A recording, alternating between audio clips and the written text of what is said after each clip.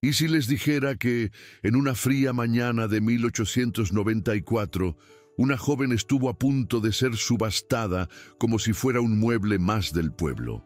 ¿Y si les dijera que, en ese preciso instante, un hombre atormentado por el pasado halló el valor que creía perdido y cambió el destino de todos? Hoy se adentrarán en una historia donde la justicia y la dignidad dejaron de ser palabras para convertirse en hechos. Hechos que nadie en ese pueblo olvidará jamás. Sientan el olor a paja húmeda, el peso de las miradas y prepárense para presenciar el momento en que un martillo dejó de oprimir y comenzó a liberar.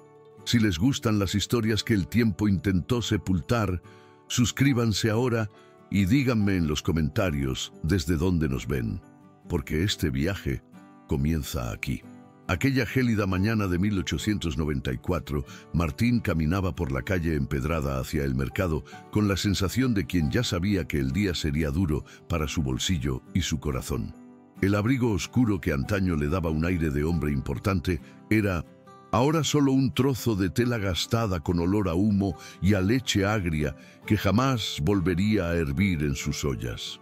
Envuelto en un paño, cargaba la última prensa de madera que quedaba de la vieja lechería, como quien lleva a un familiar al cementerio.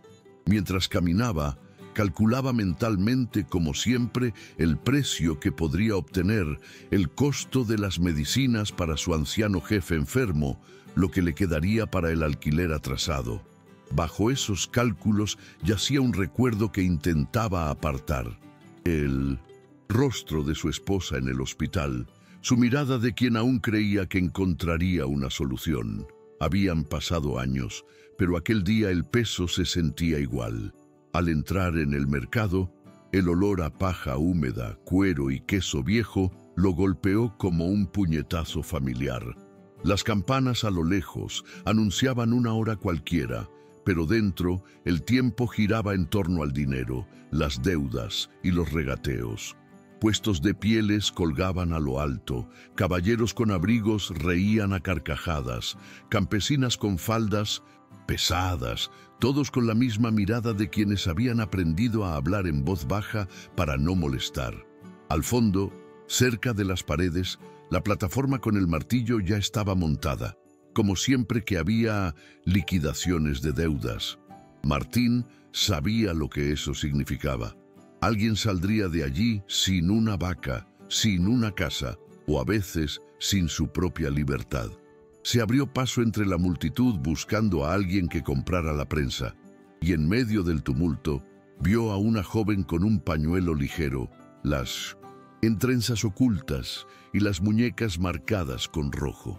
No lloraba, no suplicaba, solo miraba al frente, aferrada a un pequeño cuaderno y una cinta azul arrugada contra su pecho. Fue en ese momento cuando sintió que algo se agitaba en su interior, como si hubiera visto la repetición de un error que conocía demasiado bien. Cuando el capataz gritó «Echeverría» y ordenó a la muchacha que subiera a la plataforma, Martín comprendió que aquella no era una deuda más exhibida como carne en un mercado. Notó que le temblaban ligeramente las manos, pero no de miedo, sino de agotamiento. Era el temblor de quien se levanta antes del amanecer cada día, reparte leche a media ciudad y aún así intenta disimular que está al límite. Mientras subía, un grupo de comerciantes cuchicheaba y soltaba risitas ahogadas, como si aquella humillación formara parte del espectáculo matutino. Martín sintió que la sangre le hervía, pero se quedó inmóvil, aferrado a la prensa como quien sujeta un ancla. Seguía intentando convencerse de que no era su problema, de que aquel mundo de deudas injustas siempre había existido y siempre existiría. Pero algo en su interior se quebraba poco a poco cada vez que el capataz repetía las cantidades, infladas de forma tan evidente que hasta el aprendiz de tendero lo habría notado. Las pujas comenzaron bajas, pero cargadas de la malicia silenciosa de quien sabe que el sufrimiento ajeno puede convertirse en ganancia rápida. Alba mantuvo el rostro impasible, pero Martín notó Cuando echó un vistazo a su libreta como para asegurarse de que sus registros aún tuvieran algún valor ante aquellos que la trataban como si valiera menos que un saco de trigo, le golpeó como un recuerdo amargo. Él mismo se había enfrentado a documentos falsificados, sellos comprados, cláusulas inventadas por alguien que apostaba por la debilidad de quienes no tenían cómo defenderse. La muerte de su esposa había coincidido con la ruina de la lechería, y aunque nunca lo admitió, cargaba con la sensación de haber sido cómplice de aquella maquinaria injusta simplemente por no haber reaccionado cuando aún podía.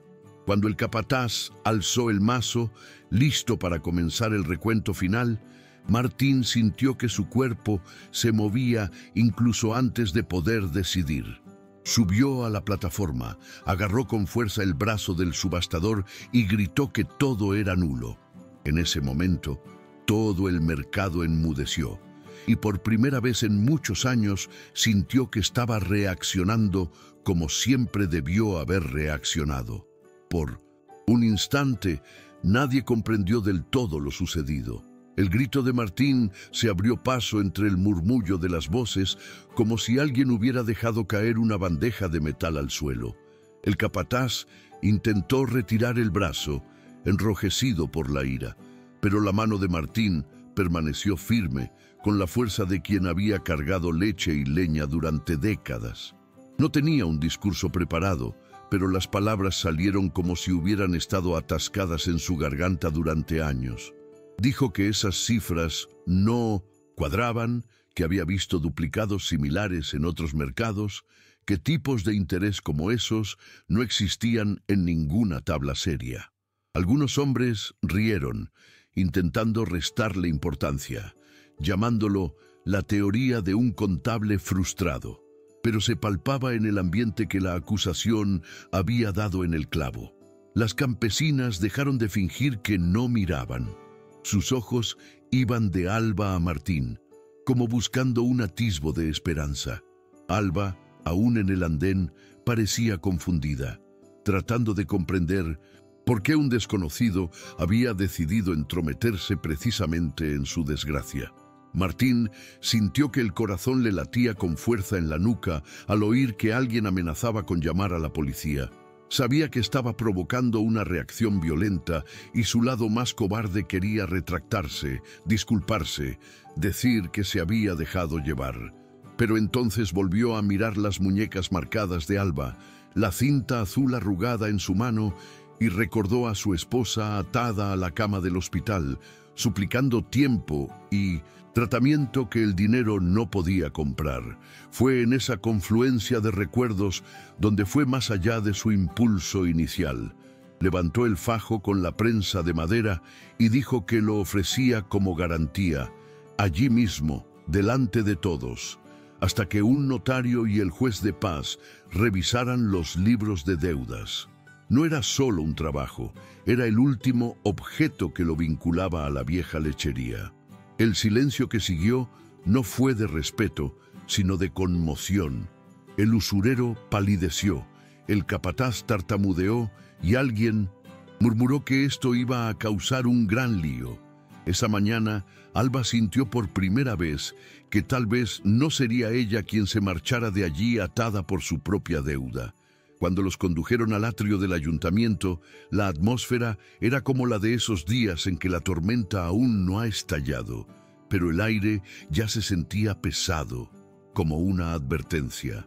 Martín caminaba delante, pero por dentro parecía dividido entre el miedo y una extraña sensación de alivio. Siempre había sido un hombre de números, alguien que descifraba las cuentas mejor que a las personas, pero allí estaba, haciendo precisamente lo que había evitado durante años, interponiéndose en el problema.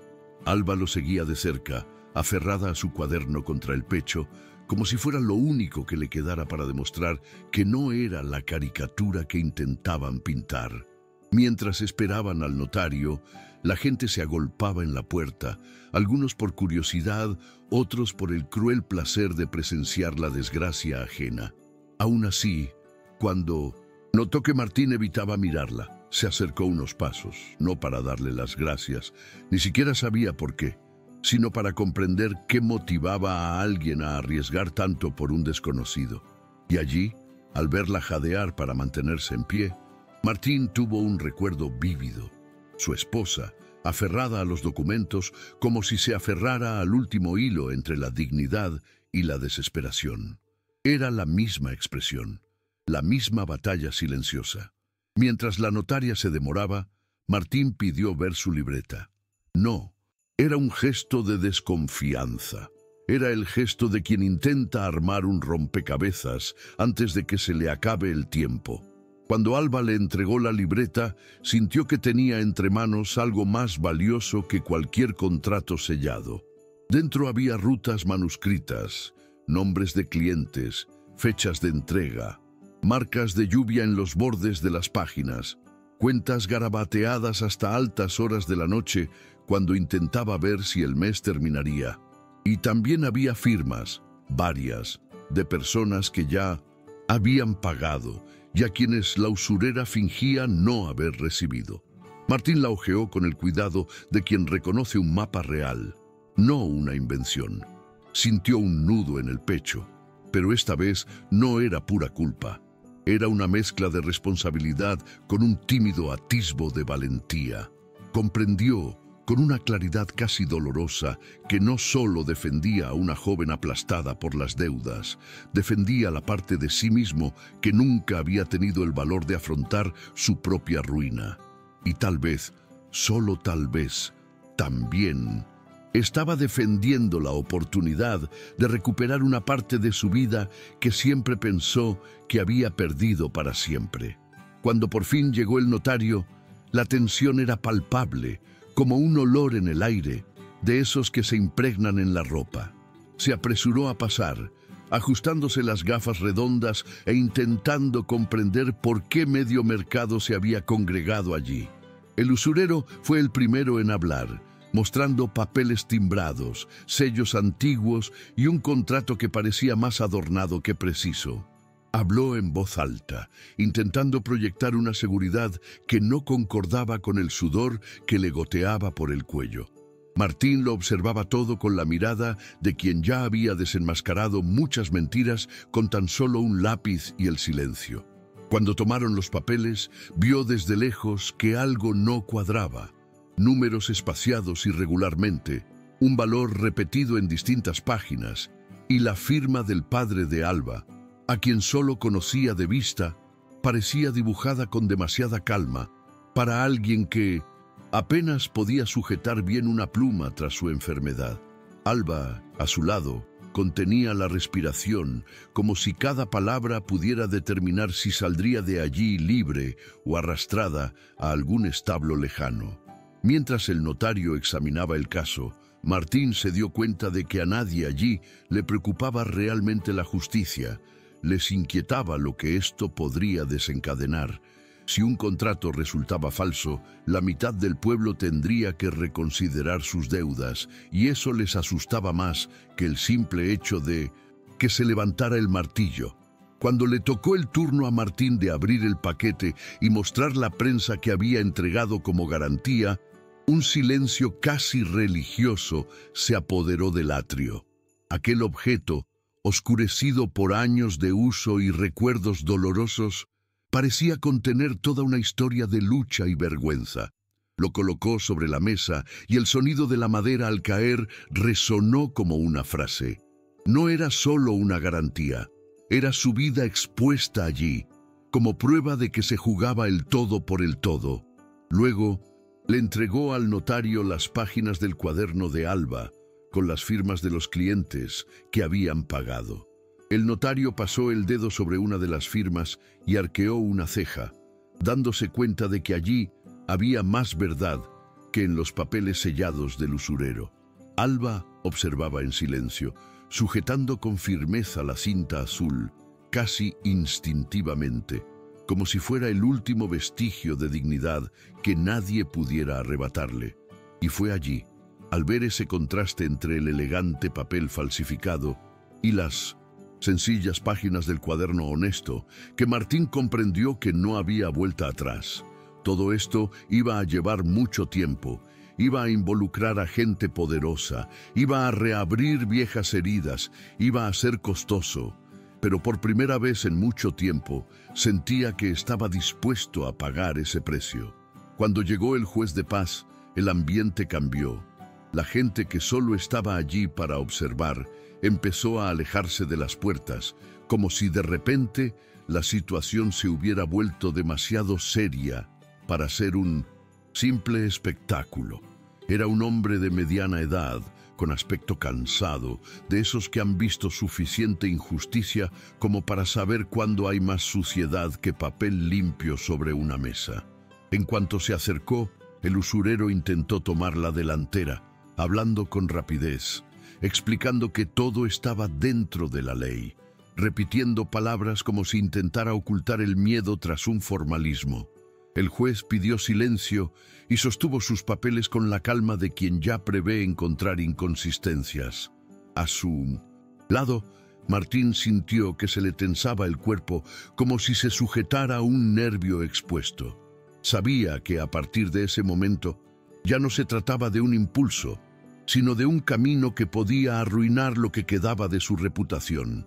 Pero lo que más le asustaba era darse cuenta de que tenía más miedo de que se llevaran a Alba que de enfrentarse a quien quiera que fuese. Ella, a su vez, intentó quedarse quieta, pero su respiración la delataba con cada recuerdo reciente. Las cuerdas, las visitas agresivas del capataz, la sensación de una deuda eterna. Ninguno de esos hombres sabía lo que era despertarse cada día teniendo que demostrar que merecían existir. Ella sí lo sabía, y Martín empezaba a comprenderlo. Cuando el juez le pidió a Alba que entregara la libreta, ella dudó un instante, como si entregara un pedazo de su propio pasado para que alguien lo manipulara. Pero se la entregó.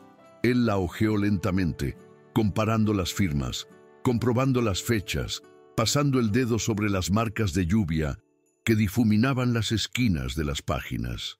Era una libreta auténtica, de esas que reflejan toda una vida de intentar pagar lo que se debe por derecho. Cuando el juez levantó la vista y preguntó por qué los pagos que aparecían allí no figuraban en el libro de contabilidad oficial, el silencio se hizo tan denso que nadie pudo ocultarlo. El usurero intentó inventar una explicación, pero su voz no fue suficiente. Martín aprovechó el momento y pidió ver el contrato original, el que supuestamente obligaba a Alba a realizar trabajos forzados. El documento llegó a sus manos y con una sola mirada sintió un vuelco en el estómago. La firma de su padre era claramente falsa. No tenía el temblor típico de la enfermedad, ni la inseguridad característica. Era una firma demasiado perfecta para ser real.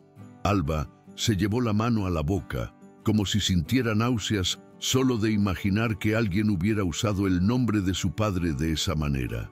Y fue en ese instante cuando algo cambió también en el juez. Su actitud ya no era solo profesional, era personal. Ya había visto algo así antes y sabía perfectamente lo que significaba. Cuando el juez pidió a todos que esperaran mientras revisaba los registros oficiales del ayuntamiento, el aire del atrio pareció enfriarse.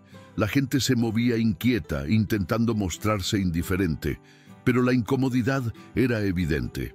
Era como si, de repente, todos se hubieran dado cuenta de la magnitud de la farsa que se había montado allí durante años y de cómo podía afectar a muchas personas que dependían de ese sistema corrupto para sobrevivir. Martín observaba cada detalle, las miradas que lo evitaban, los susurros ahogados, la forma en que el usurero se secaba el sudor de la frente, incluso con el frío invernal penetrante. Intentaba no temblar, pero sus manos lo delataban. Alba, sentada en un banco de madera, mantenía la cabeza gacha, no por vergüenza, sino como si se contuviera para no sucumbir al cansancio. Había dormido apenas unas horas esa noche, preocupada por su padre enfermo y las amenazas del capataz de que, si no pagaba la deuda, la llevarían a donde trabajaban los fuertes. Esas palabras resonaban en su interior mientras miraba fijamente la puerta cerrada de la sala donde el juez estaba revisando todo. Martín se acercó a ella sin decir palabra, pero ella sintió su presencia como quien reconoce una protección singular, una que no hace ruido, pero transforma el ambiente. Tenía un porte contenido, casi rígido, pero en sus ojos había algo que ella no había visto en nadie desde la muerte de su madre. Alguien dispuesto a enfrentar cualquier cosa para evitar que la aplastaran. Alba sostenía la cinta azul entre los dedos y la pasaba de un lado a otro como si la mantuviera conectada a una valentía que aún no sabía si poseía. Martín notó el gesto y recordó a su esposa con una bufanda similar en el hospital antes de que todo se derrumbara. Tragó saliva con dificultad, sintiendo cómo la amarga mezcla de recuerdo e ira lo invadía, porque comprendió que estaba reviviendo una segunda oportunidad para no fallar.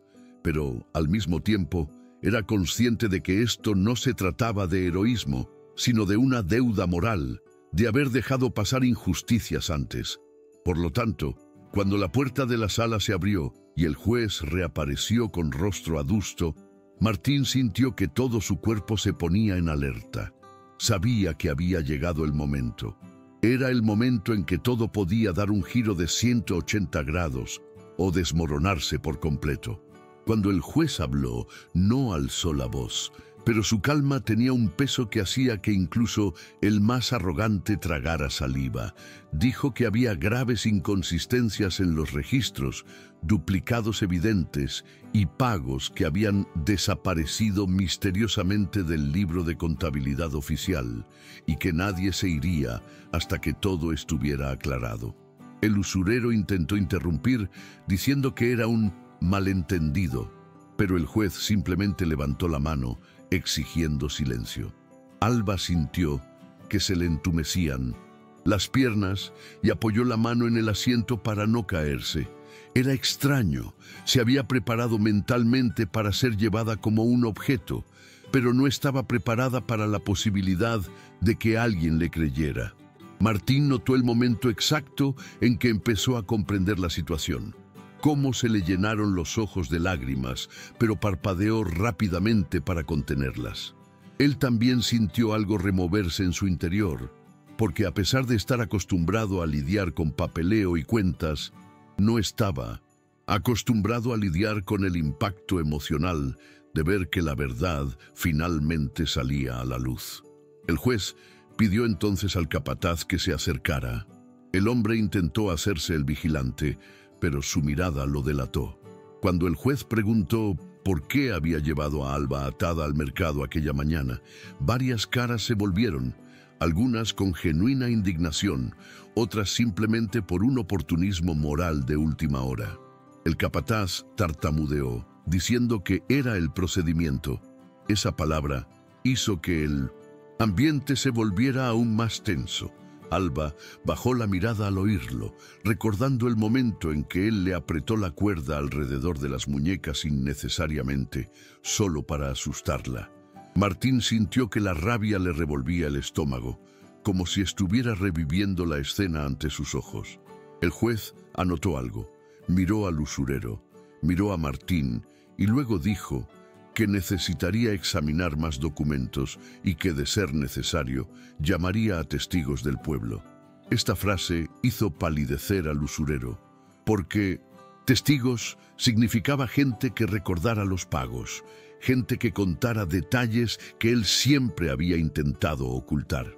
Alba respiró hondo, y Martín se dio cuenta de que estaba luchando contra su propio instinto de pensar que todo podía desmoronarse en cualquier momento. Su temor no era perder el caso, sino descubrir una vez más que su vida valía menos que un saldo negativo en una contabilidad corrupta. Mientras el juez examinaba cada detalle, un extraño revuelo comenzó a desarrollarse afuera. La gente llegaba con pequeños trozos de papel doblados, recibos viejos, notas que guardaban como si conservaran el recuerdo de una deuda saldada con gran esfuerzo.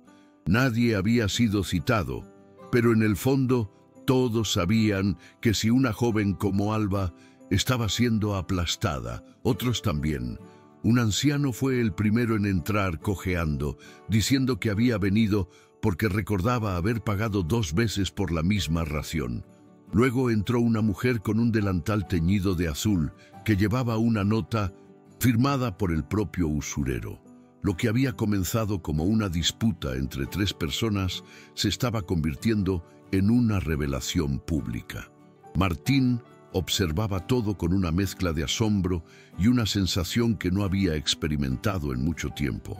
La impresión de que, por primera vez en años, las cosas salían a la luz.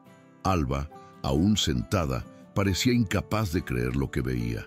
Se tapó la boca con la mano cuando la costurera de la calle de arriba le mostró un recibo duplicado que figuraba como la deuda de su padre. Era como si lo que ella había cargado sola finalmente se estuviera compartiendo entre todos. Pero no todos reaccionaron bien a ese cambio repentino.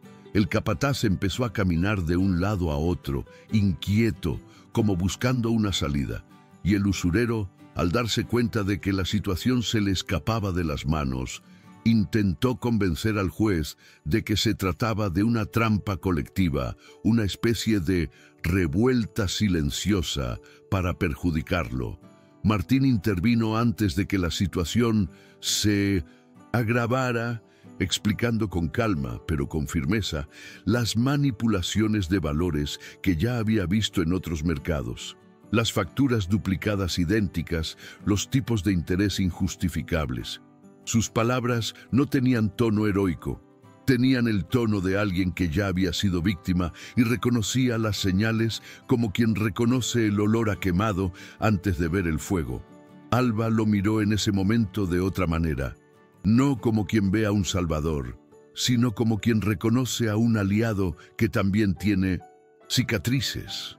El juez, al darse cuenta de que esto había sobrepasado los límites de un simple análisis de deuda, ordenó que llamaran a 2 guardias para asegurarse de que nadie se marchara hasta que todo quedara formalmente registrado. Fue un momento de gran tensión, como si todos contuvieran la respiración. No se trataba de un incidente aislado. Todo el sistema estaba quedando al descubierto y nadie sabía cómo acabaría todo aquello. Martín sintió que todo su cuerpo se estremecía cuando el juez pidió que trajeran también el ejemplar duplicado, aquel que, en teoría, jamás debería salir de la imprenta. Era un libro pesado, de tapa dura, manchado en los bordes con tinta oscura. Cuando el tipógrafo llegó cargando el volumen contra su pecho, casi como si llevara algo prohibido, el silencio que se instaló fue distinto a cualquier otro anterior. Un silencio de quienes comprendían que, a partir de ese momento, nadie podría fingir ignorancia. Alba alzó lentamente la cabeza, como si quisiera ver, con sus propios ojos, el objeto que podría decidir su destino. El juez abrió el libro y comenzó a comparar página por página. Martín siguió el movimiento con la mirada atenta, reconociendo a lo lejos el patrón de la impresión, el tipo de tinta, los errores de numeración comunes en los libros auténticos. Pero aquel día, lo que más destacaba no eran los errores, sino las ausencias. Páginas arrancadas con precisión, registros faltantes justo en los días en que Alba había entregado el pago. El juez cerró el libro despacio, respirando hondo, como quien regresa de una lucha interna entre la indignación y el deber. Fue en ese instante cuando la vida entera de Alba pareció resumirse en un solo suspiro. Se llevó la mano al pecho, apretó la cinta azul y sintió cómo el corazón le latía con tanta fuerza que parecía empujar las lágrimas que luchaba por contener. Cuando el juez preguntó al tipógrafo quién había arrancado las páginas, el hombre palideció y dijo que había recibido órdenes del secretario, a petición del acreedor. La reacción fue inmediata. La gente murmuraba, algunos en estado de shock, otros furiosos ante la sola idea de haber caído en la misma trampa. Alba temblaba tanto que tuvo que apoyar la mano en la mesa. Martín se apartó un paso, instintivamente, no para tocarla. Aún no se permitía cruzar esa línea, sino para asegurarse de que, si caía, estaría allí. Ella sintió su cercanía, respiró hondo y logró ponerse de pie. Fue como si, en ese instante, su cuerpo, cansado, comprendiera que ya no estaba solo contra el mundo.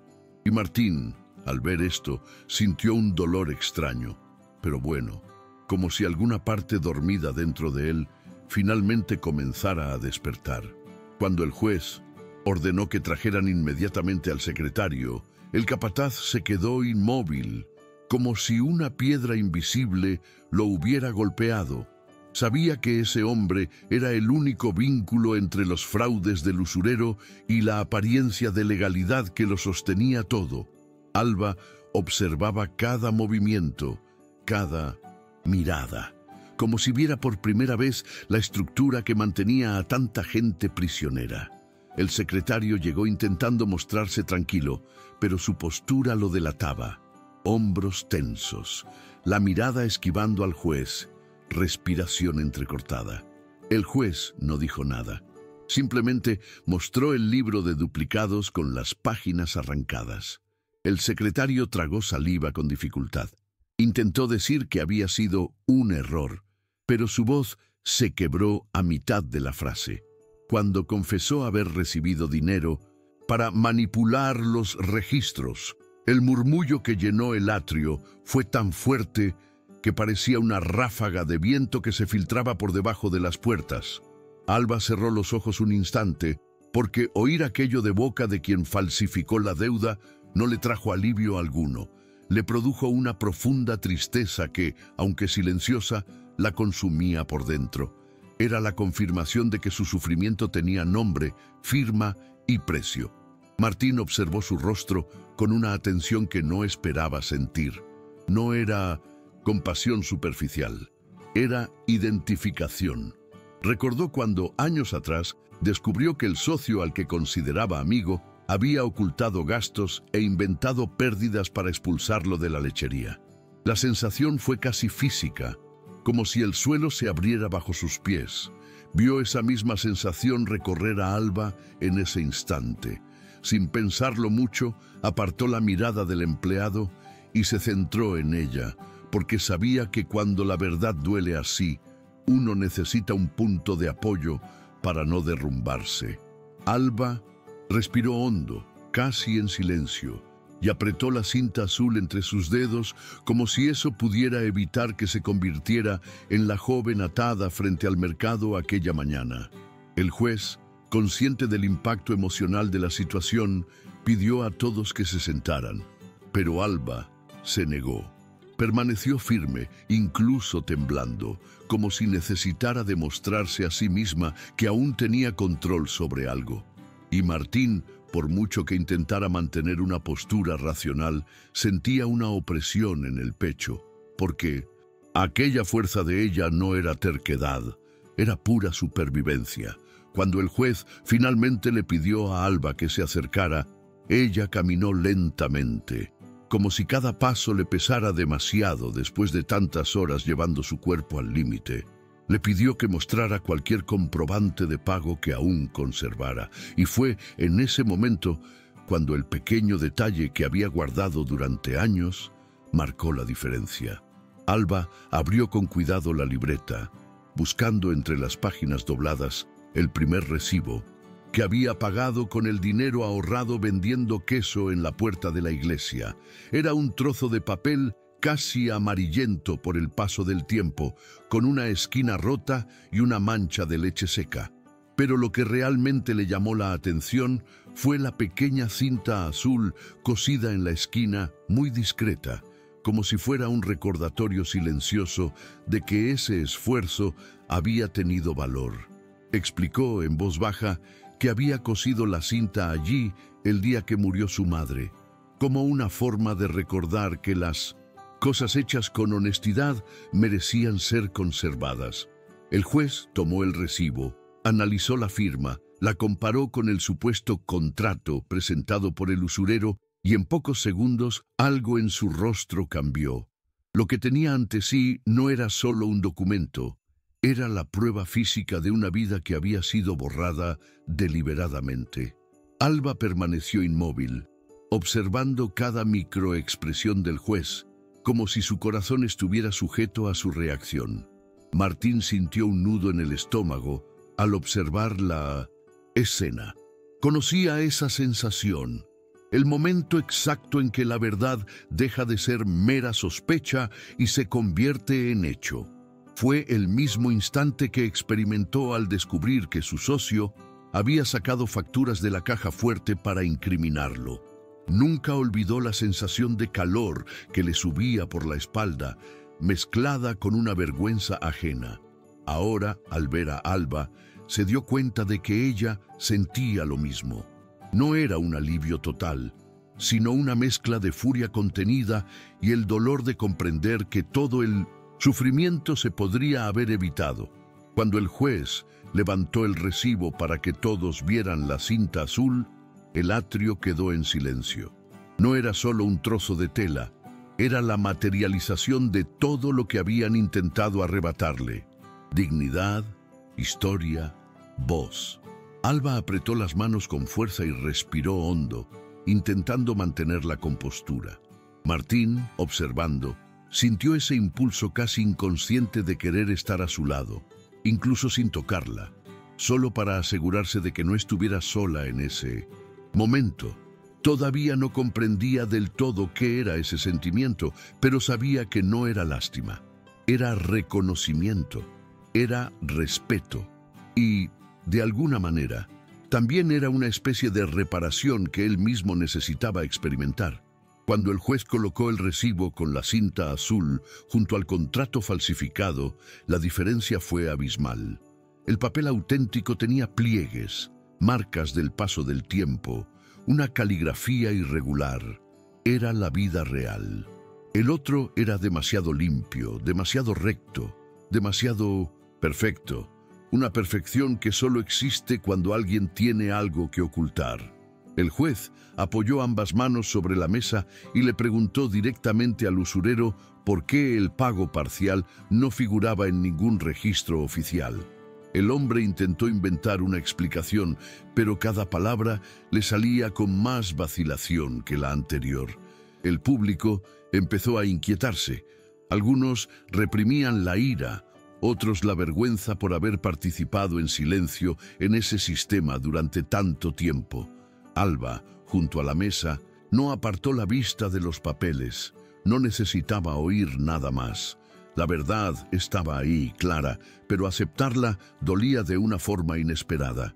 Era como descubrir que el dolor que había cargado durante meses no solo había sido injusto, sino deliberadamente orquestado. Martín notó que respiraba demasiado rápido y, por reflejo, dio un pequeño paso hacia ella.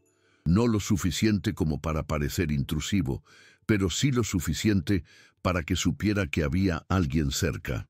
El juez le pidió entonces a Martín que explicara cómo había encontrado inconsistencias incluso antes de ver los documentos oficiales.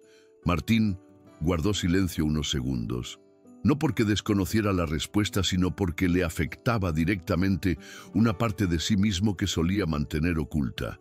Relató, en pocas palabras, sin dramatizar, que había perdido su propia lechería por confiar en la gente equivocada y que había aprendido a reconocer la manipulación contable con la misma facilidad con que se reconoce el olor a leche agria al comienzo del invierno.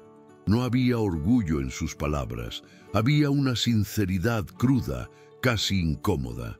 Alba lo miró en ese momento y se dio cuenta de que, tras su porte siempre controlado, también había alguien herido. Y eso, de una forma extraña, la tranquilizó. El juez escuchó atentamente y tomó nota de algunos puntos. Luego se dirigió al usurero y le pidió que explicara por qué aparecían las mismas facturas duplicadas en las deudas de otras familias. El hombre perdió el control por un instante y dijo que la gente no sabe matemáticas. Este comentario resonó en el atrio como una chispa. Alba apretó los dientes. Martín sintió que le hervía la sangre. Esto no era solo un caso de fraude, sino de desacato. Y en ese momento quedó claro que el caso no se resolvería con una simple revisión de papeleo. Iba mucho más allá.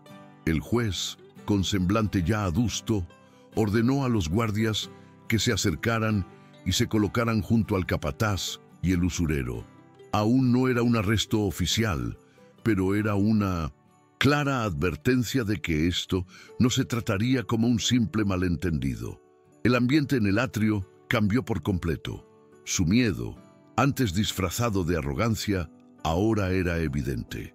Alba observaba todo en silencio, pálida, pero había algo nuevo en su mirada.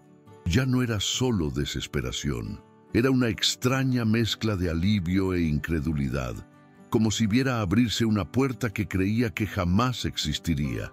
Martín lo notó y sintió que se le quitaba un peso de encima, pero no del todo.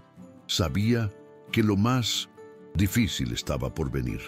El juez pidió que trajeran más documentos y, mientras tanto, le permitió a Alba sentarse. Pero ella se negó de nuevo. Era como si su cuerpo hubiera decidido que, después de meses de ser jalada, empujada, encarcelada y humillada, no se derrumbaría justo cuando la verdad comenzaba a salir a la luz. Martín se acercó un poco más, como intentando estar presente sin invadir su espacio. Le dijo en voz baja, casi en un susurro que apenas escapó de su garganta, sin tocarla, que podía respirar. No era una petición, era un permiso. Alba cerró los ojos un instante y exhaló con un sollozo ahogado. El juez le pidió entonces que narrara con sus propias palabras cómo la habían secuestrado aquel día. Dudó, no porque no lo recordara, lo recordaba todo con doloroso detalle, sino porque hablar en voz alta volvía a hacer real lo que había intentado reprimir desde el amanecer. Martín permaneció inmóvil, firme, no para presionarla, sino como punto de referencia. Alba comenzó a relatar con voz baja y temblorosa, el capataz llamando a la puerta antes del amanecer, las amenazas, su padre enfermo intentando protestar y siendo apartado, la cuerda apretándose alrededor de sus muñecas, la caminata forzada hasta el mercado, mientras algunos apartaban la mirada y otros observaban como si fuera parte de la rutina. No dramatizó nada. Describió los hechos con la crudeza con que sucedieron, y mientras hablaba, algunas personas en el atrio se sintieron claramente incómodas, porque muchos de ellos habían estado allí esa mañana. Muchos lo habían visto, y ninguno había hecho nada. Cuando Alba terminó de hablar, el silencio que llenó el atrio fue más denso que cualquier acusación formal. No era el tipo de silencio nacido de la duda, sino el de la vergüenza colectiva.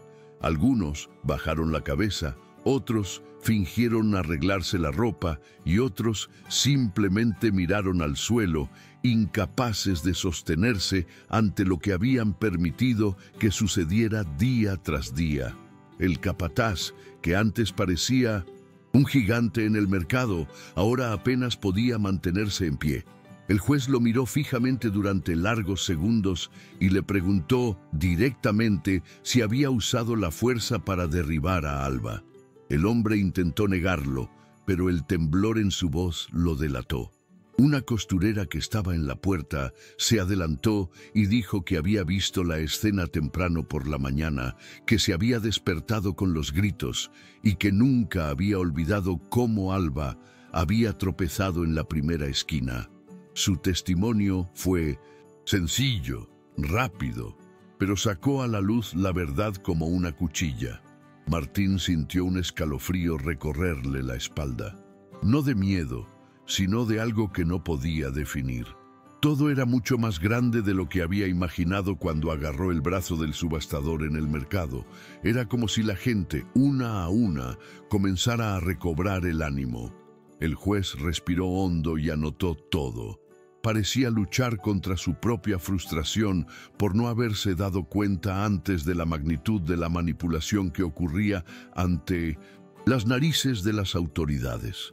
Cuando le pidió a Alba que se apartara un poco para respirar, fue Martín quien, instintivamente, se puso a su lado, creando un espacio donde nadie pudiera tocarla.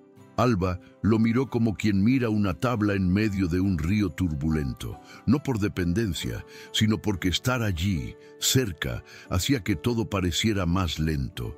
Martín, a su vez, sintió surgir una nueva responsabilidad, algo que iba más allá de la acusación. Era como si tuviera en sus manos al mismo tiempo la vida de ella y la oportunidad de reparar su propio error del pasado. El juez anunció entonces que convocaría una audiencia pública de inmediato, ese mismo día, para formalizar todas las acusaciones. El murmullo en el atrio se hizo más fuerte. La gente se quedaría, incluso en el frío, porque sabían que estaban a punto de presenciar algo que no había ocurrido en ese pueblo en décadas. La justicia dejando de ser un martillo empuñado por manos sucias para convertirse en una herramienta real. Alba se mantuvo firme, pero Martín notó que temblaba, ya no de miedo, sino por el impacto de haber sido finalmente escuchada. Cuando condujeron a todos al salón principal del ayuntamiento, pareció que el día se había alargado semanas, aunque aún era tarde. El salón olía a madera vieja y velas apagadas, y el eco de los pasos parecía amplificar cada nervio a flor de piel. Alba caminaba despacio, sintiendo el peso de todo lo sucedido desde el amanecer. Su cuerpo estaba exhausto, pero su mente parecía demasiado alerta, como si aún esperara algún cruel giro del destino, porque su vida nunca había sido fácil. Martín la seguía unos pasos atrás, observando cada uno de sus movimientos. Notó cómo sujetaba el cuaderno con más firmeza que nunca, no por miedo a perderlo, sino como si fuera el ancla que la mantenía en pie. Al entrar en el salón, algunas personas se apartaron, no por cortesía, sino por respeto, un respeto recién descubierto, aún tímido, pero ya presente. Y esto conmovió a Alba más de lo que admitía. Era la primera vez en mucho tiempo que no la veían como una deuda, un problema o una carga. La veían como una persona. El juez tomó asiento en la mesa central y golpeó con la mano, pidiendo silencio. Comenzó la audiencia solicitando a todos los presentes que se colocaran al frente. Alba se situó en el centro, el usurero a su derecha y Martín a su izquierda. La disposición, por sí sola, ya lo decía todo. El usurero intentaba mantener la postura, pero la presencia de los guardias a su lado le provocaba una respiración entrecortada. Alba, incluso temblando, mantenía los hombros erguidos y Martín, al verlo, sintió una punzada en el pecho. Una mezcla de orgullo y tristeza, porque sabía que esa firmeza se había forjado sobre el dolor. El juez comenzó leyendo los registros falsificados, la confesión del empleado, los testimonios de los testigos y la comparación entre los recibos originales y los falsificados. Cada palabra parecía cortar un hilo que sostenía el sistema corrupto de Pamplona. Alba escuchaba inmóvil, como si estuviera ante un espejo que le mostraba su propia historia por primera vez en su totalidad. Y Martín, aún intentando mantener la compostura, no podía evitar que los recuerdos de su esposa, de la ruina, de su propio silencio cobarde, volvieran a aflorar como olas. Era imposible no sentir que esto no solo tenía que ver con Alba, también tenía que ver con él, con lo que había dejado caer y con lo que ahora intentaba aferrarse. Cuando el juez pidió al subastador que se acercara al centro de la sala, la tensión aumentó aún más. El hombre que, horas antes, había empuñado con orgullo el mazo mientras se intercambiaban vidas como si fueran mercancía, ahora parecía más pequeño, casi encogido. El juez preguntó por qué autorizaba subastas sin la debida verificación de deudas. y el subastador intentó justificarse diciendo que cumplía órdenes. La frase provocó murmullos de desaprobación. Alba sintió un nudo en la garganta, porque eso era precisamente. Nadie allí había decidido destruir su vida por su cuenta, pero todos habían colaborado con la maquinaria que lo permitía a diario. El juez entonces extendió el mazo hacia Martín, pidiéndole que confirmara si ese era el instrumento utilizado en el intento de subastar a Alba. Martín tocó el objeto con una expresión difícil de descifrar. En él se manifestaba el símbolo de todas las injusticias que él mismo había sufrido e ignorado para sobrevivir. De repente, la escena del mercado volvió a su mente por completo.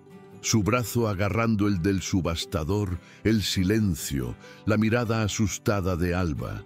Fue como si todo convergiera en ese instante. Martín respiró hondo y dijo que sí, que era ese mazo, el mismo que casi decidió el destino de una joven que solo quería hacer bien su trabajo. El juez observó la respuesta en silencio, como si esperara algo más. Algo más sucedió sin previo aviso. El juez pidió que le devolvieran el mazo, pero Martín no lo soltó de inmediato. Lo sujetó con firmeza, sintiendo el peso de la madera, sintiendo todo lo que representaba. La sala se congeló, como si nadie supiera lo que estaba a punto de ocurrir. Y entonces, con un movimiento inesperado incluso para él mismo, Martín levantó el mazo y lo partió por la mitad contra la mesa. El sonido resonó en la sala con un golpe seco, como una puerta que se cierra de golpe en un día ventoso. Nadie se movió. Alba se llevó la mano a la boca sorprendida y por un segundo incluso pareció olvidarse de respirar. El juez no lo reprendió, solo observó.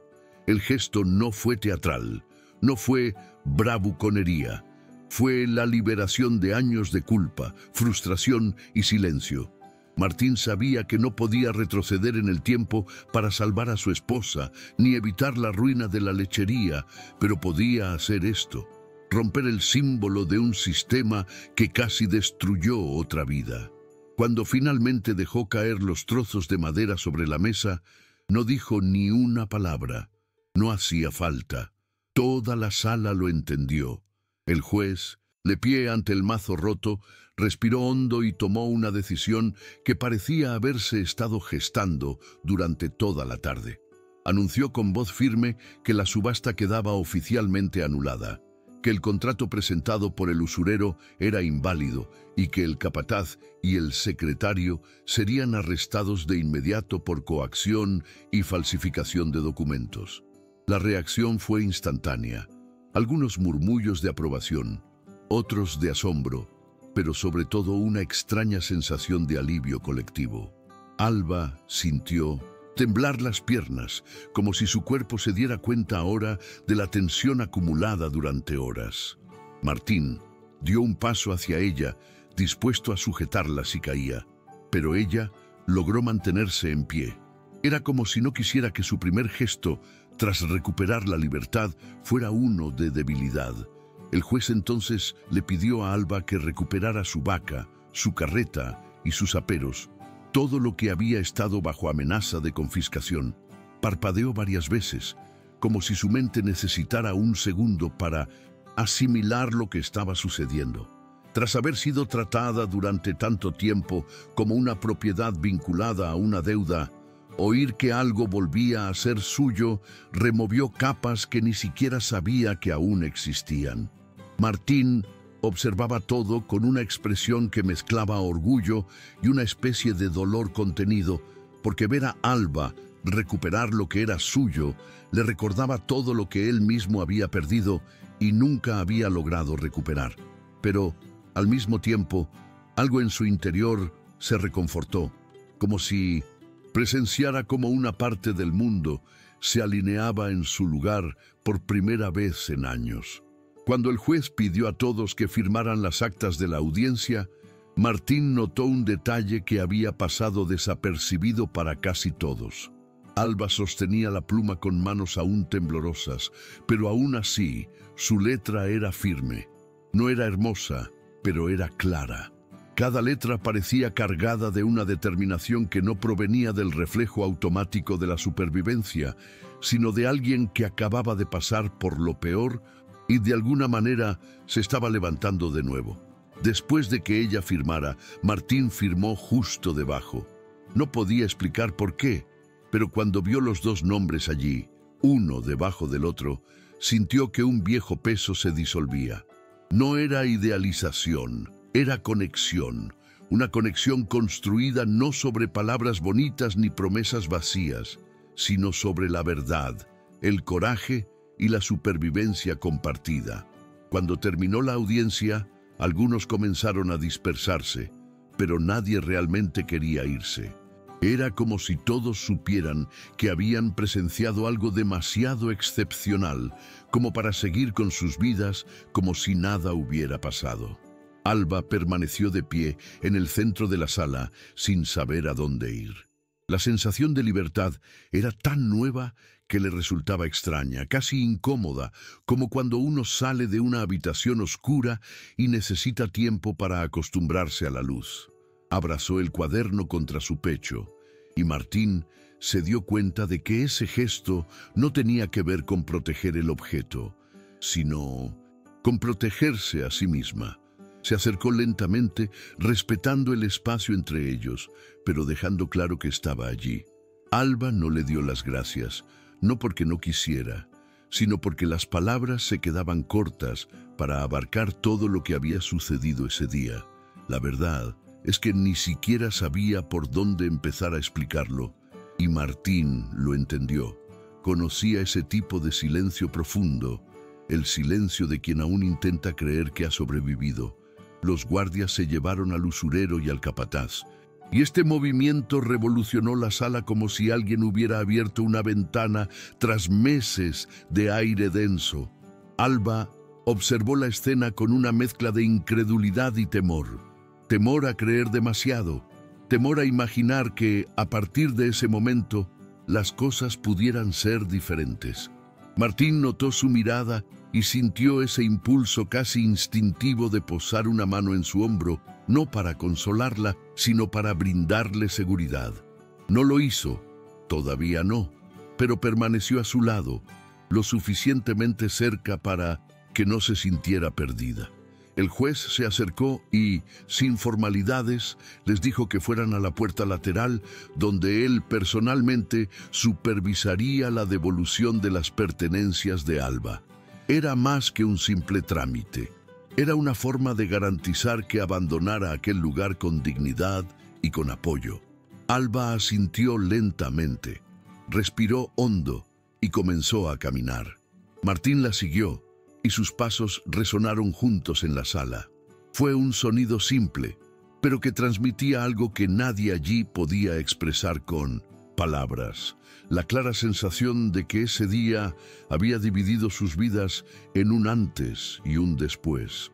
Al salir por la puerta lateral del ayuntamiento, el frío de la tarde golpeó directamente el rostro de Alba, pero sintió como si respirara aire puro por primera vez en todo el día. El carro seguía allí, intacto, y la vaca flaca alzó la cabeza al ver a su dueña, emitiendo un mugido bajo que parecía más un reconocimiento que un llamado.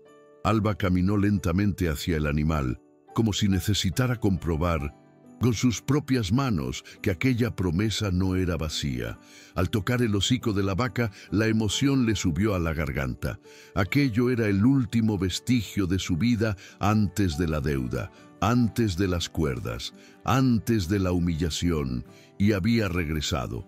Martín observaba desde unos pasos de distancia sin intervenir, pero completamente cautivado por la escena. Vio sus manos acariciando al animal con una ternura propia de quien lo ha perdido todo. Y en ese instante comprendió con mayor profundidad algo que había estado sintiendo todo el día. Salvar a Alba no había sido un acto impulsivo, había sido inevitable. El juez firmó los papeles allí mismo, usando el banco de piedra como mesa improvisada, mientras explicaba que la investigación continuaría y que Alba no debía ser abordada por nadie relacionado con el usurero. Ella escuchaba cabizbaja, absorbiendo cada palabra como si fueran instrucciones para reaprender a vivir. Cuando terminó, le entregó una copia del documento. Alba sostuvo el papel con ambas manos, como quien sostiene algo frágil y valioso a la vez. Martín se acercó a ella, manteniendo una distancia respetuosa. Notó que intentaba decir algo, pero no podía. Era como si su garganta hubiera estado cerrada desde el amanecer y solo ahora comenzara a abrirse. Alba alzó la vista y lo miró a los ojos. En ese instante, no hicieron falta palabras. Era una mirada llena de lo que le habían arrebatado y lo que le habían devuelto ese mismo día. Dignidad, voz, futuro.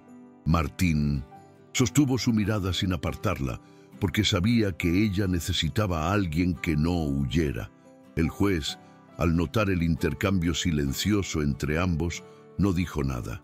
Simplemente asintió levemente, como si entendiera que algunas cosas no necesitan explicación. Alba subió al carro con cuidado, aún algo vacilante, como si su cuerpo temiera que alguien apareciera y la apartara de nuevo. El banco de madera estaba frío, pero le resultaba familiar, y acarició el borde desgastado del asiento con un cariño casi involuntario. Hacía mucho tiempo que no tocaba algo que realmente le perteneciera. Martín estaba de pie junto a la rueda, mirándola con calma. No era una mirada de lástima, ni de admiración exagerada. Era la mirada de quien reconoce una fuerza que casi nadie había visto antes. Alba se apartó el velo ligero, inhaló el aire frío y sintió temblar todo su cuerpo, no de miedo, sino de agotamiento acumulado. Sabía que si se relajaba del todo, acabaría llorando sin poder controlarse, y quizá por eso se mantuvo firme, sujetando las riendas con las manos aún temblorosas.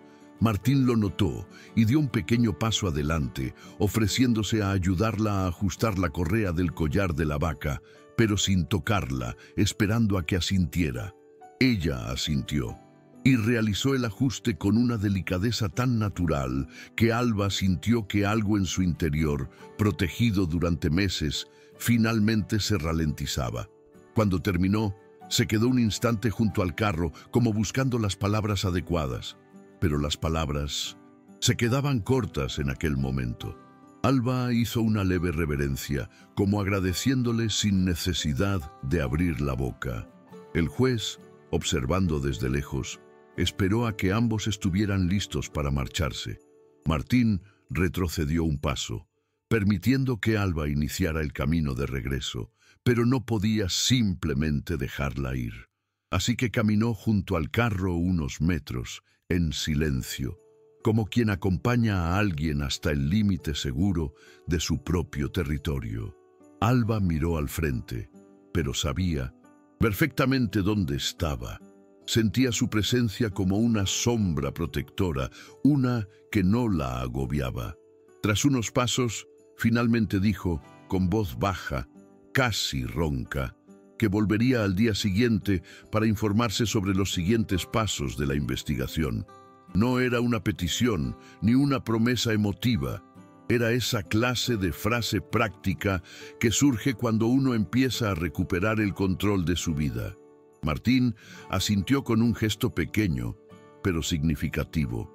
Sabía que, a partir de ese momento, ninguno de los dos volvería a ser el mismo. Mientras Alba se alejaba por la estrecha calle junto al ayuntamiento, con su carro crujiendo lentamente, Martín permaneció inmóvil, como si su cuerpo se negara a seguirla mientras su mente aún intentaba asimilar todo lo sucedido. El cielo ya se tornaba azul grisáceo, ese tono invernal que anuncia la llegada de la noche antes de tiempo. Algunas personas seguían observando desde las esquinas, susurrando. Otras simplemente pasaban de largo, fingiendo que nada de aquello les había afectado. Pero para Martín, el mundo había cambiado de ritmo. Sintió como un peso se le quitaba del pecho y otro entraba en él. Un peso diferente, más ligero, pero cargado de responsabilidad.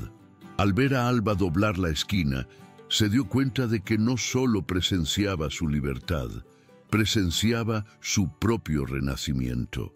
Por primera vez desde la muerte de su esposa, sintió que una parte dormida de él había encontrado una razón para despertar de nuevo.